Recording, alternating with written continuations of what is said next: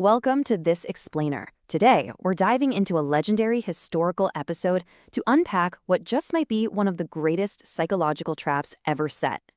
We're pulling straight from accounts of the Mughal Empire to look at a truly fascinating story of wit, survival, and honestly, the ultimate chess game of the human mind.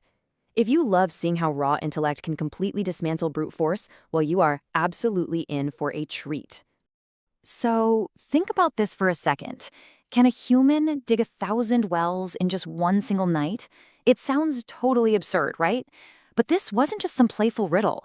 This was a literal life-or-death ultimatum faced by the Mughal Emperor Akbar and his most famous advisor, BIRBAL. Let's explore exactly how an impossible demand turned into an absolute masterclass in psychological warfare. Section 1. The Arab King's Challenge. Okay, so to set the scene, during the peak of the Mughal Empire, India was globally renowned for its immense wealth and the absolute brilliance of its court. On one side of this conflict, we've got this incredibly powerful and, frankly, arrogant Arab king. The text described him arriving in Delhi with a massive, terrifying army, riding a colossal elephant completely decked out in gold. His entire identity is built on brute physical force and conquest. Now, on the other side, we have Emperor Akbar's Mughal court, famous not just for its riches, but for its Navratnas, the 9 jewels. These were the sharpest intellects of the era, with Birbal being the absolute brightest of the bunch.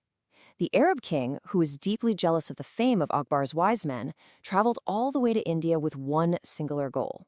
He wanted to publicly humiliate them and prove, once and for all, that physical might always conquers intellect. Section 2. The Impossible Decree of Death. You see, the Arab king knew he couldn't just attack them outright. He needed to set a trap that would completely destroy the reputation of Akbar's court. So, during a really tense evening in the royal court, he issues his challenge. He demands exactly 1,000 fully dug wells in the barren field right outside Delhi. Not 10, not 100, 1,000. The panic in the room was absolute. The timeline was suffocating. The ultimatum is issued at sunset. The king threatens that if the laborers aren't gathered by midnight and the wells aren't completely finished by sunrise, all diplomatic and trade ties are severed. Back then, that was a direct declaration of a horrific war. The entire Mughal court is just completely paralyzed. Because think about it, digging just one well takes weeks. You have to find water veins, break through solid rocks, and build retaining walls. Digging 1,000 of them in a single night is a scientific and physical impossibility. It was basically a guaranteed decree of death. The entire court, Emperor Akbar included, began to sweat. The Arab king was just sitting there laughing, totally confident he had engineered an inescapable trap. But then, Birbal stands up, entirely calm, and just accepts the challenge. Section 3. Birbal's Mysterious Work.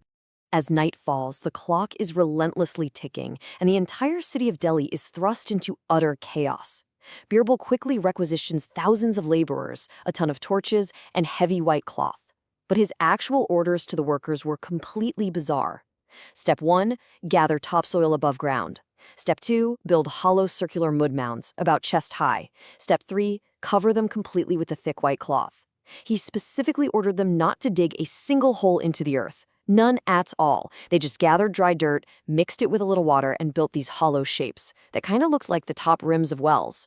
So it begs the natural question, which, by the way, is exactly what Akbar's frantic spies and the terrified laborers were asking themselves. Had Birbal gone mad?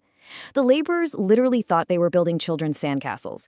One spy even reported back to a sleepless Emperor Akbar that Birbal had totally lost his mind out of sheer panic.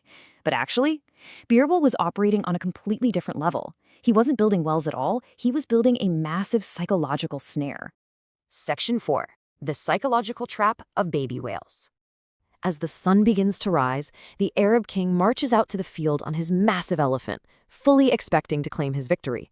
But Birbal had recognized a really crucial insight into human psychology. Humans base their entire reality on their environment. Think about it. The Arab king grew up in a barren desert. To him, soil is just dead sand. To get water, you must violently dig deep down into the earth. But Birbal contrasts this with Indian geography. India is this land of incredibly fertile, living earth, where you can just plant a seed and it sprouts upward.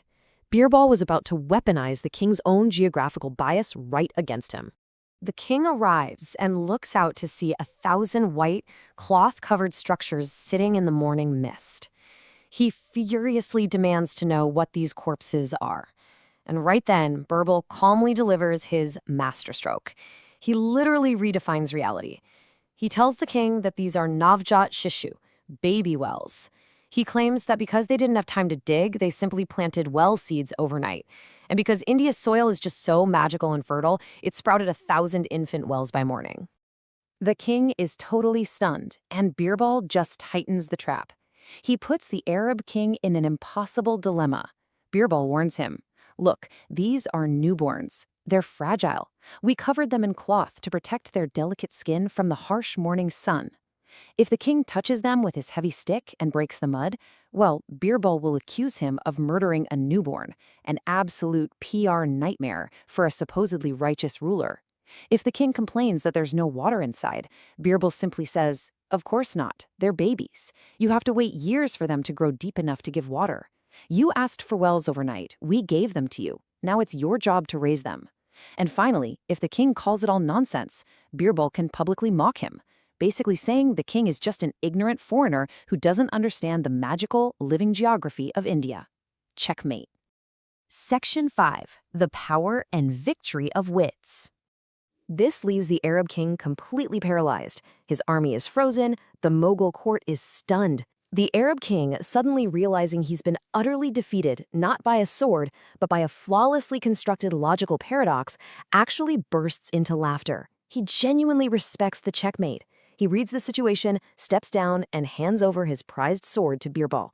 He literally states, "My physical strength and swords are nothing compared to your calm, ice-cold intellect."